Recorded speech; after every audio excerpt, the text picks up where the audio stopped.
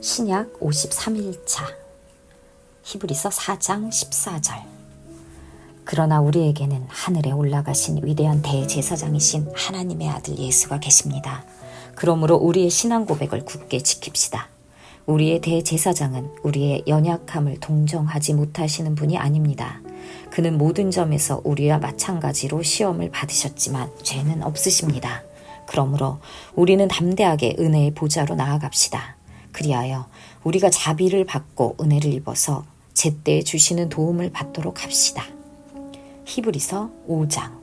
각 대제사장은 사람들 가운데에서 뽑혀서 하나님과 관계되는 일에 임명받았습니다. 그리하여 그는 사람들을 위하여 예물과 속죄의 희생제사를 드립니다. 그는 자기도 연약함에 휘말려 있으므로 그릇된 길을 가는 무지한 사람들을 너그러이 대하실 수 있습니다. 그는 백성을 위해서 속죄의 제사를 드려야 하는 것과 마찬가지로 그 연약함 때문에 자기 자신을 위해서도 드려야 하는 것입니다. 누구든지 이 영예는 자기 스스로 얻는 것이 아니라 아론과 같이 하나님의 부르심을 받아서 얻는 것입니다.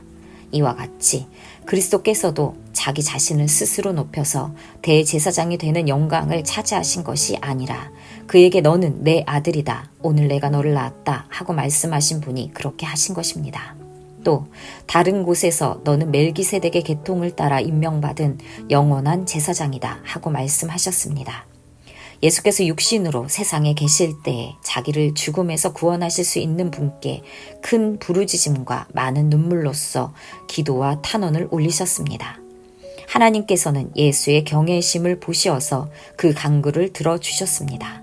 그는 아드님이시지만 고난을 당하심으로써 순종을 배우셨습니다.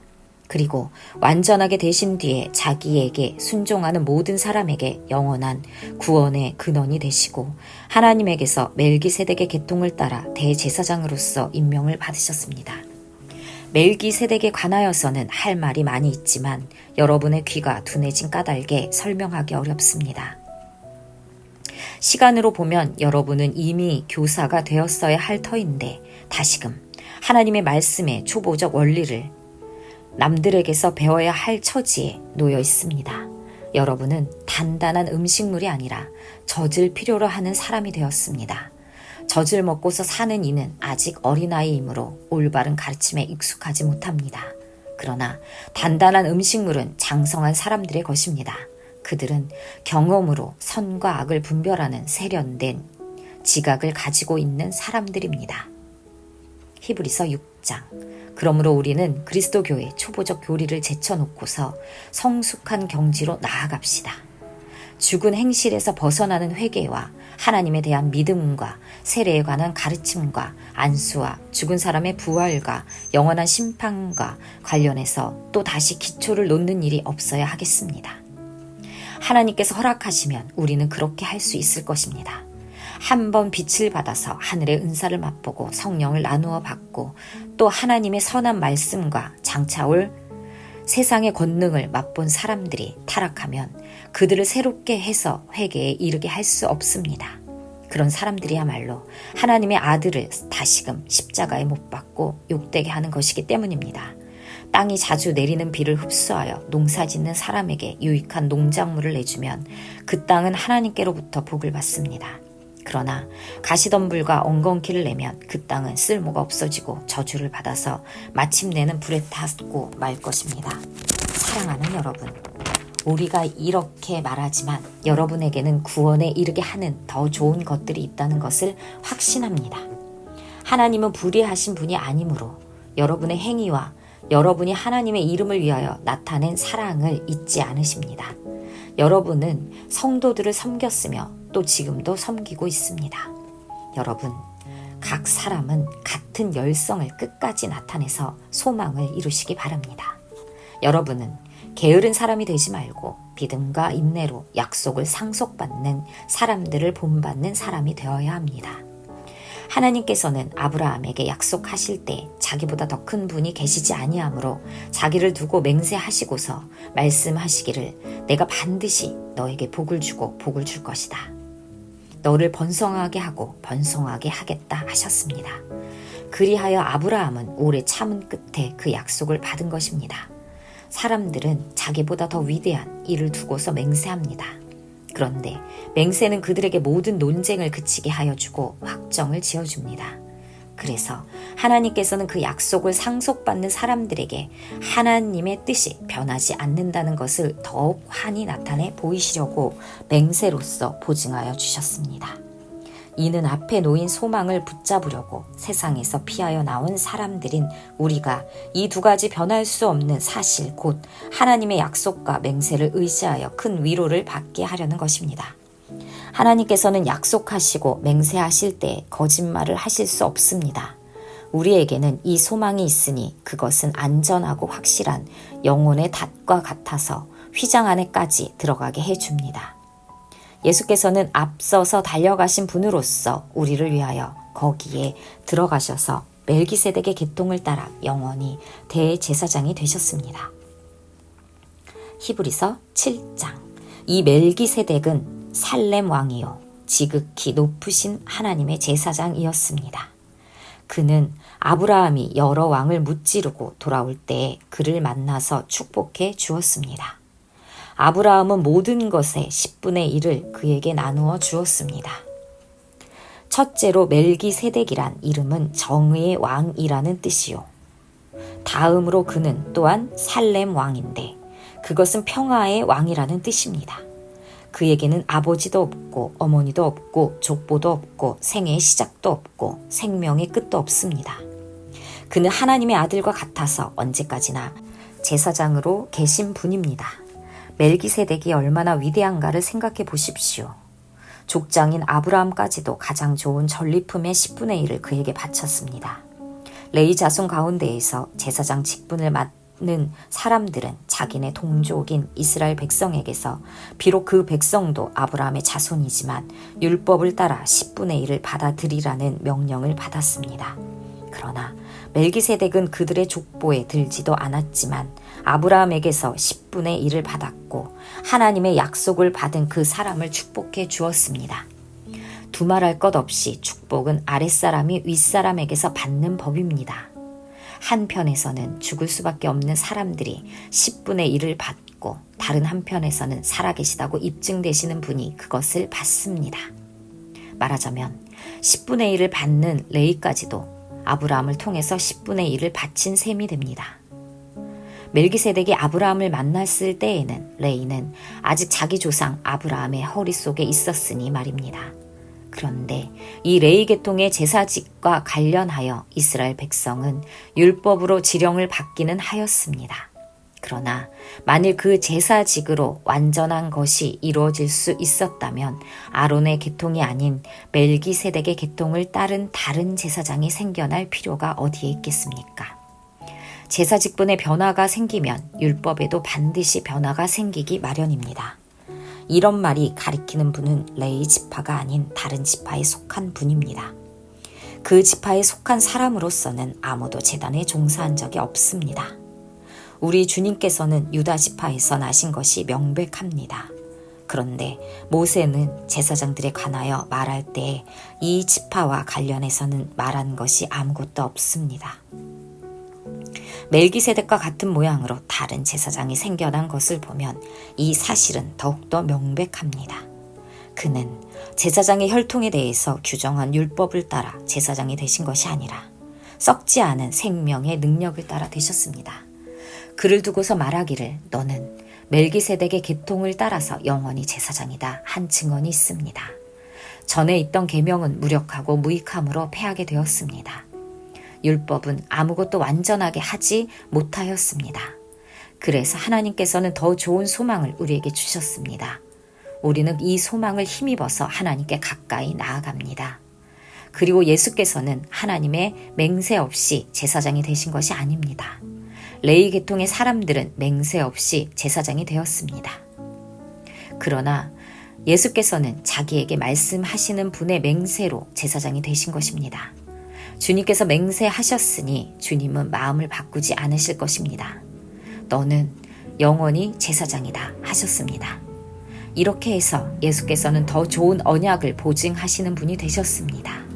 또한 레위 계통의 제사장들은 죽음 때문에 그 직무를 계속할 수 없어서 그 수가 많아졌습니다. 그러나 예수는 영원히 계시는 분이므로 제사장직을 영구히 간직하십니다. 따라서 그는 자기를 통하여 하나님께 나아오는 사람들을 완전하게 구원하실 수 있습니다. 그는 늘 살아계셔서 그들을 위하여 중재의 간구를 하십니다. 예수는 이러한 제사장으로 우리에게 적격이십니다.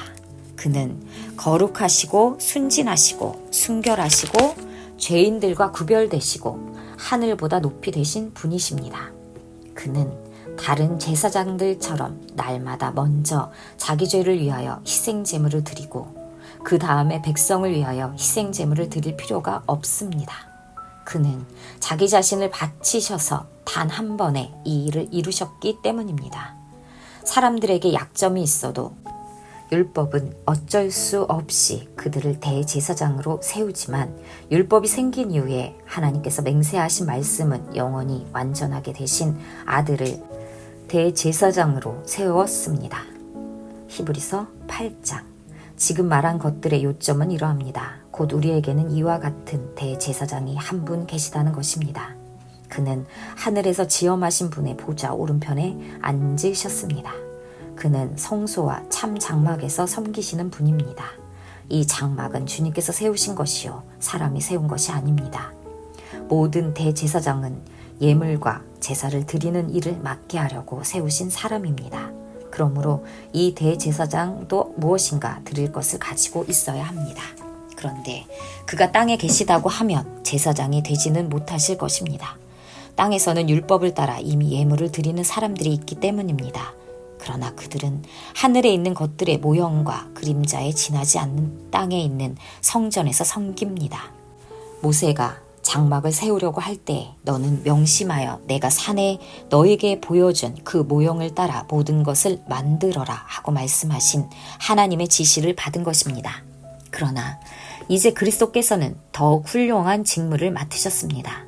그가 더 좋은 약속을 바탕으로 하여 세운 더 좋은 언약의 중재자이시기 때문입니다. 그 첫 번째 언약에 결함이 없었더라면 두 번째 언약이 생길 여지가 없었을 것입니다. 그런데 하나님께서는 자기 백성을 나무라시면서 이렇게 말씀하셨습니다. 주님께서 말씀하신다. 보아라, 날이 이를 것이다. 그때 내가 이스라엘 집과 유다 집과 더불어 새 언약을 맺을 것이다. 또 주님께서 말씀하신다. 이 새 언약은 내가 그들의 조상들의 손을 잡고 이집트 땅에서 인도하여 낸 날에 그 조상들과 맺은 언약과 같은 것이 아니다. 그들은 내 언약을 지키지 않았으므로 나도 그들을 돌보지 않았다. 또 주님께서 말씀하신다. 그날 뒤에 내가 이스라엘 집과 맺을 언약은 이것이니 나는 내 율법을 그들의 생각에 넣어주고 그들의 마음에다가 새겨주겠다. 그리하여 나는 그들의 하나님이 되고 그들은 내 백성이 될 것이다. 그리고 그들은 각각 자기 이웃과 자기 동족을 가르치려고 주님을 알라고 말하는 일이 없을 것이니 작은 사람으로부터 큰 사람에 이르기까지 모두 나를 알 것이기 때문이다. 내가 그들의 불의함을 긍휼히 여기겠고 더 이상 그들의 죄를 기억하지 않겠다. 하나님께서 새 언약이라고 말씀하심으로써 첫 번째 언약을 낡은 것으로 만드셨습니다. 낡고 오래된 것은 곧 사라집니다. 히브리서 9장. 첫 번째 언약에도 예배 규정과 세상에 속한 성소가 마련되어 있었습니다. 한 장막을 지었는데 곧 첫째 칸에 해당하는 장막입니다. 그 안에는 촛대와 상이 있고 빵을 차려 놓았으니 이곳을 성소라고 하였습니다. 그리고 둘째 휘장 뒤에는 지성소라고 하는 장막이 있었습니다. 거기에는 금으로 만든 분향제단과 온통 금으로 입힌 언약궤가 있고 그 안에는 만나를 담은 금 항아리와 싹이 난 아론의 지팡이와 언약을 새긴 두 돌판이 들어 있었습니다. 그리고 그 언약궤 위에는 영광에 빛나는 그룹들이 있어서 속죄판을 그 날개로 내리덮고 있었습니다. 지금은 이것들을 자세히 말할 때가 아닙니다. 이것들이 이렇게 마련되어 있어서 첫째 칸 장막에는 제사장들이 언제나 들어가서 제사 의식을 집행합니다. 그러나 둘째 칸 장막에는 대제사장만 1년에 한 번만 들어가는데 그때에는 반드시 자기 자신을 위하여 또 백성이 모르고 지은 죄를 사하기 위하여 바칠 피를 가지고 들어갑니다. 이것은 첫째간 장막이 서 있는 동안에는 아직 지성소로 들어가는 길이 드러나지 않았음을 성령께서 보여주시는 것입니다. 이 장막은 현 시대를 상징합니다. 그 장막 제의를 따라 예물과 제사를 드리지만 그것이 의식 집례자의 양심을 완전하게 해주지는 못합니다. 이런 것은 다만 먹는 것과 마시는 것과 여러 가지 씻는 예식과 관련된 것이고 개역의 때까지 육체를 위하여 부과된 규칙들입니다. 그러나 그리스도께서는 이미 일어난 좋은 일을 주관하시는 대제사장으로 오셔서 손으로 만들지 않는 장막, 다시 말하면 이 피조물에 속하지 않은 더 크고 더 완전한 장막을 통과하여 단 한 번의 지성소에 들어가셨습니다. 그는 염소나 송아지의 피로서가 아니라 자기의 피로서 우리에게 영원한 구원을 이루셨습니다. 염소나 황소의 피와 암송아지의 죄를 더러워진 사람들에게 뿌려도 그 육체가 깨끗하여져서 그들이 거룩하게 되거든 하물며 영원한 성령을 힘입어 자기 몸을 흠없는 제물로 삼아 하나님께 바치신 그리스도의 피야말로 더욱더 그들의 양심을 깨끗하게 해서 우리로 하여금 죽은 행실에서 떠나서 살아계신 하나님을 섬기게 하지 않겠습니까? 그러므로 그리스도는 새 언약의 중재자이십니다. 그는 첫 번째 언약 아래에서 저지른 범죄에서 사람들을 구속하시기 위하여 죽으심으로써 부르심을 받은 사람들로 하여금 약속된 영원한 유업을 차지하게 하셨습니다. 유언의 효력을 논의하는 경우에는 유언한 사람이 죽었다는 확인이 꼭 필요합니다. 유언이라는 것은 유언한 사람이 죽어야만 효력을 냅니다. 유언한 사람이 살아있는 동안에는 유언은 아무런 효력이 없기 때문입니다. 이러므로 첫 번째 언약도 피 없이 세운 것은 아닙니다. 모세가 율법을 따라 모든 계명을 백성에게 말한 뒤에 물과 붉은 양털과 우슬초와 함께 송아지 피와 염소 피를 취하여 언약책과 온 백성에게 뿌리고서 이것은 하나님께서 여러분에게 명하신 언약의 피입니다 하고 말하였습니다. 또 같은 방식으로 그는 장막과 제사의식에 쓰이는 모든 기구에도 피를 뿌렸습니다. 율법에 따르면 거의 모든 것이 피로 깨끗해집니다. 그리고 피를 흘림이 없이는 죄를 사함이 이루어지지 않습니다.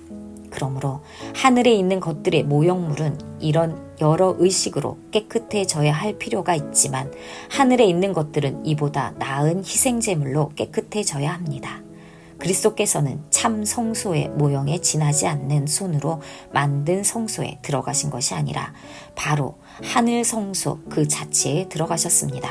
이제 그는 우리를 위하여 하나님 앞에 나타나셨습니다. 대제사장은 해마다 짐승의 피를 가지고 성소에 들어가지만 그리스도께서는 그 몸을 여러 번 바치실 필요가 없습니다. 그리스도께서 그 몸을 여러 번 바치셔야 하였다면 그는 창세 이래로 여러 번 고난을 받아야 하셨을 것입니다. 그러나 이제 그는 자기를 희생제물로 드려서 죄를 없이 하시기 위하여 시대의 종말에 단 한 번 나타나셨습니다. 사람이 한 번 죽는 것은 정해진 일이요 그 뒤에는 심판이 있습니다. 이와 같이 그리스도께서도 많은 사람의 죄를 짊어지시려고 단 한 번 자기 몸을 제물로 바치셨고 두 번째로는 죄와는 상관없이 자기를 기다리고 있는 사람들에게 나타나셔서 구원하실 것입니다. 히브리서 10장. 율법은 장차 올 좋은 것들의 그림자일 뿐이요 실체가 아니므로 해마다 반복해서 드리는 똑같은 희생제사로서는 하나님께로 나오는 사람들을 완전하게 할 수 없습니다. 만일 완전하게 할 수 있었더라면 제사를 드리는 사람들이 한번 깨끗하여진 뒤에는 더 이상 죄의식을 가지지 않을 것이고 따라서 제사 드리는 일을 중단하지 않았겠습니까? 그러나 제사에는 해마다 죄를 회상시키는 효력은 있습니다. 황소와 염소의 피가 죄를 없애줄 수는 없습니다. 그러므로 그리스도께서 세상에 오실 때 하나님께 이렇게 말씀하셨습니다. 주님은 제사와 예물을 원하지 않으셨습니다. 그래서 나에게 입히실 몸을 마련하셨습니다. 주님은 번제와 속죄제를 기뻐하지 않으셨습니다. 그래서 내가 말하였습니다. 보십시오, 하나님. 나를 두고 성경에 기록되어 있는 대로 나는 주님의 뜻을 행하러 왔습니다. 위에서 그리스도께서 주님은 제사와 예물과 번제와 속죄제를 원하지도 기뻐하지도 않으셨습니다 하고 말씀하셨습니다. 이런 것들은 율법을 따라 드리는 것들입니다. 그 다음에 말씀하시기를 보십시오. 나는 주님의 뜻을 행하러 왔습니다 하셨습니다. 그리스도께서는 두 번째 것을 세우시려고 첫 번째 것을 폐하셨습니다. 이 뜻을 따라 예수 그리스도께서 자기 몸을 단번에 들이심으로써 우리는 거룩하게 되었습니다. 모든 제사장은 날마다 제단에 서서 직무를 수행하므로 똑같은 제사를 거듭드리지만 그러한 제사가 죄를 없앨 수 없습니다. 그러나 그리스도께서는 죄를 사하시려고 단 한 번의 영원히 유효한 제사를 드리신 뒤에 하나님 오른쪽에 앉으셨습니다. 그리고서 그는 그의 원수들이 그의 발 아래에 굴복할 때까지 기다리고 계십니다. 그는 거룩하게 되는 사람들을 단 한 번의 희생제사로 영원히 완전하게 하셨습니다. 그리고 성령도 우리에게 증언하여 주십니다. 먼저 이렇게 말씀하셨습니다. 주님께서 말씀하신다. 그날 이후에 내가 그들에게 세워줄 언약은 이것이다. 나는 내 율법을 그들의 마음에 박아주고 그들의 생각에 새겨주겠다. 또 나는 그들의 죄와 불법을 더 이상 기억하지 않겠다. 죄와 불법이 용서되었으니 죄를 사하는 제사가 더 이상 필요 없습니다. 그러므로 형제자매 여러분, 우리는 예수의 피를 힘입어서 담대하게 지성소에 들어가게 되었습니다. 예수께서는 휘장을 뚫고 우리에게 새로운 살 길을 열어주셨습니다. 그런데 그 휘장은 곧 그의 육체입니다. 그리고 우리에게는 하나님의 집을 다스리시는 위대한 제사장이 계십니다. 그러니 우리는 확고한 믿음을 가지고 참된 마음으로 하나님께 나아갑시다. 우리는 마음에다 예수의 피를 뿌려서 죄책감에서 벗어나고 맑은 물로 몸을 깨끗이 씻었습니다. 또 우리에게 약속하신 분은 신실하시니 우리는 흔들리지 말고 우리가 고백하는 그 소망을 굳게 지킵시다. 그리고 서로 마음을 써서 사랑과 선한 일을 하도록 격려합시다. 어떤 사람들의 습관처럼 우리는 모이기를 그만하지 말고 서로 격려하여 그날이 가까워 오는 것을 볼수록 더 힘써 모입시다. 우리가 진리에 대한 지식을 얻은 뒤에도 짐짓, 죄를 짓고 있으면 속죄의 제사가 더 이상 남아있지 않습니다. 남아있다고 예상할 수 있는 것은 무서운 심판과 반역자들을 삼킬 맹렬한 불뿐입니다. 모세의 율법을 어긴 사람도 두세 증인의 증언이 있으면 가차없이 사형을 받는데 하나님의 아들을 짓밟고 자기를 거룩하게 해준 언약의 피를 대수롭지 않게 여기고 은혜의 성령을 모욕한 사람은 얼마나 더 무서운 벌을 받아야 하겠는가를 생각해 보십시오. 원수를 갚는 것은 내가 할 일이니 내가 갚아주겠다 하고 말씀하시고 또 주님께서 그의 백성을 심판하실 것이다 하신 분을 우리는 알고 있습니다. 살아계신 하나님의 징벌하시는 손에 떨어지는 것은 무서운 일입니다. 여러분은 빛을 받은 뒤에 고난의 싸움을 많이 견디어낸 그 처음 시절을 되새기십시오. 여러분은 때로는 모욕과 환난을 당하여 구경거리가 되기도 하고 그런 처지에 놓인 사람들의 친구가 되기도 하였습니다. 여러분은 감옥에 갇힌 사람들과 고통을 함께 나누었고 또한 자기 소유를 빼앗기는 일이 있어도 그보다 더 좋은, 더 영구한 재산이 있다는 것을 알고서 그런 일을 기쁘게 당하였습니다. 그러므로 여러분의 확신을 버리지 마십시오. 그 확신에는 큰 상이 붙어 있습니다. 여러분이 하나님의 뜻을 행하고서 그 약속해 주신 것을 받으려면 인내가 필요합니다. 이제 아주 조금만 있으면 오실 분이 오실 것이요 지체하지 않으실 것이다. 나의 의인은 믿음으로 살 것이다. 그가 뒤로 물러서면 내 마음이 그를 기뻐하지 않을 것이다. 우리는 뒤로 물러나서 멸망할 사람들이 아니라 믿음을 가져 생명을 얻을 사람들입니다.